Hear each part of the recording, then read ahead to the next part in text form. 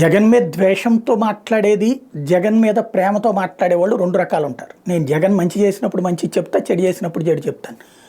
మంచికి సంబంధించి నేను ఆ రోజున ఏదైతే తెలంగాణ ఎన్నికలు జరుగుతున్న రోజున శ్రీశైలం ఏదైతే ప్రాజెక్ట్ దగ్గర జరిగినటువంటి హడావిడి, అది కొంతమంది ప్రొజెక్ట్ చేసింది ఏంటంటే వాస్తవంగా ఒక సెంటిమెంట్ రేకెత్తించేసి తద్వారా కేసీఆర్ని గెలిపించడానికంటే నేను ఆ రోజునే చెప్పాను, అంత పెచ్చ పని ఎవరు చేయరు, అట్లా చేయాలనుకుంటే ఓ నెల రోజుల ముందు నుంచి రచ్చరగలిస్తారు. ఆ తర్వాతన వాస్తవంగా బీఆర్ఎస్ ఆ ప్రయత్నం చేసింది. కానీ ఇక్కడ ఆ రోజున వైఎస్ఆర్ కాంగ్రెస్ పార్టీ మంత్రులు ఎవరు నోరు మెదపల. ఎన్ని మాటలు మాట్లాడారు కేసీఆర్ కానీ, హరీష్ రావు కానీ, కేటీఆర్ కానీ, వీళ్ళంతా ఆంధ్ర రోడ్ల గురించినో నీళ్ల గురించినో లేకపోతే రకరకాలైనటువంటి మాటలు మాట్లాడినా ఎవరు నోరు మెదపలేదు.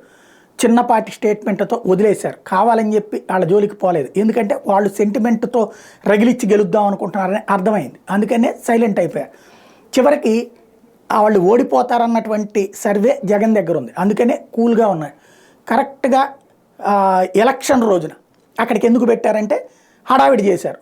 కరెక్ట్గా ఆ టైంలో వాటర్ని ఇక్కడికి లిఫ్ట్ చేసేసుకోడు. ఆ టైంలో ఎవరి మాట వినలేరు కదా పోలీసులుగా అనేది. వెళ్ళిపోయే ప్రభుత్వం మాట, వచ్చే ప్రభుత్వం మాట అన్నటువంటి దగ్గరకు వచ్చేటికి వాళ్ళు కన్ఫ్యూజన్లో ఉంటారు, ప్లస్ ఎలక్షన్ గోల్లో ఉంటారు. దాంతో అక్కడ సిబ్బందిని తక్కువగా పెట్టుకున్నారు. ఈలోపుగా కావాల్సిన వాటర్ షిఫ్టింగ్ అన్నటువంటి జరిగిపోయింది. రెండో పని ఏంటి, 1.5 క్రితమే కృష్ణా బోర్డుకి మనం ఓకే చేసేసాం. ఏంటది, ఇరు రాష్ట్రాలకు ఉన్నటువంటి ప్రాజెక్టులో తెలంగాణ ఆంధ్రాకి చేస్తున్న అన్యాయం ఏంటంటే విభజన చట్టం ప్రకారం ఆ రోజున ఉన్నటువంటి ప్రాజెక్టులకి నీటి హక్కు కల్పించారు. ఆ నీటి హక్కును వినియోగించుకోవాలి. కానీ ఈలోపుగా లిఫ్ట్ ఇరిగేషన్స్ పెట్టేసి వాటర్ని వాడేస్తున్నది తెలంగాణ గవర్నమెంట్.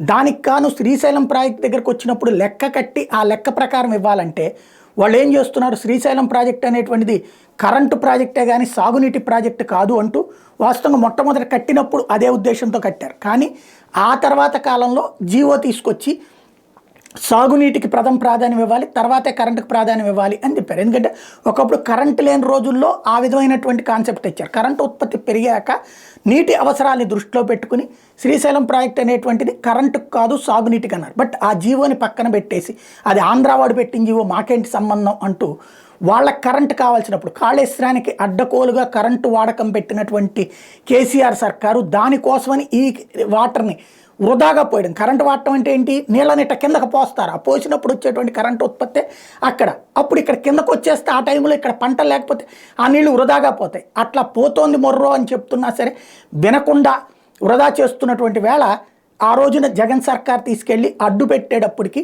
కేంద్రం జోక్యం చేసుకుంది. ఏకంగా 2 రాష్ట్రాల శాంతి భద్రతల సమస్య వస్తుంది కాబట్టి జలవనరుల శాఖ ప్లస్ హోంశాఖ జోక్యం చేసుకుని ఇరు వర్గాల పోలీసుల్ని ఎవరి చోటకి వాళ్ళు వెళ్ళండి అని చెప్పారు. తర్వాత కేంద్ర బలగాలు వచ్చి ప్రస్తుతం అవి పర్యవేక్షిస్తున్నాయి.